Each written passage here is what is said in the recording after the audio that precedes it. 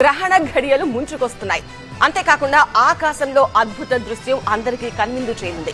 Blood moon గా పిలిచే ఈ తరహా చంద్రగ్రహణం గతంలో ఎప్పుడు చూడలేదని, ఇకపై ఎప్పుడు చూస్తామో కూడా ఊహించలేము అంటున్నారు సైంటిస్టులు.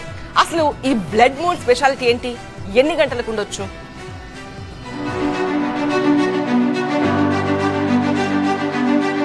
ఈరోజు ఆకాశం అద్భుతమైన దృశ్యానికి వేదిక కానుంది.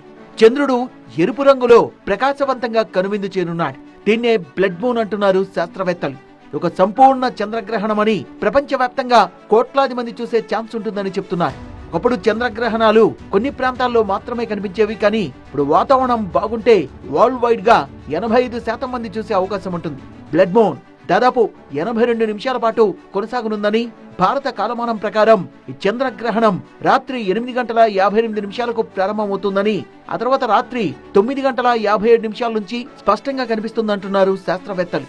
అలాగే రాత్రి 11 గంటలకు సంపూర్ణ గ్రహణం మొదలవుతుందని, 11:41కి చంద్రుడు అత్యంత ఎర్రగా మారుతాడంటున్నారు. రాత్రి 2 గంటల 25 నిమిషాలకు గ్రహణం పూర్తిగా ముగుస్తుందని సైంటిస్టులు అంటున్నారు.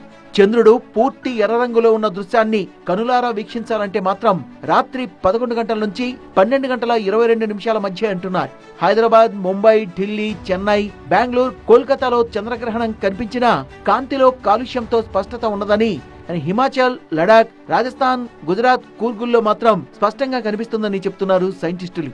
ఎలాంటి ప్రత్యేక కళ్లద్దాలు, టెలిస్కోప్ లేకుండా బ్లడ్ మూన్ ని స్పష్టంగా చూడొచ్చని, ఇది సురక్షితమంటున్నారు. మొత్తంగా రేపటి బ్లడ్ మూన్ ఖగోళ ప్రియులకు పండగ అని చెప్పొచ్చు.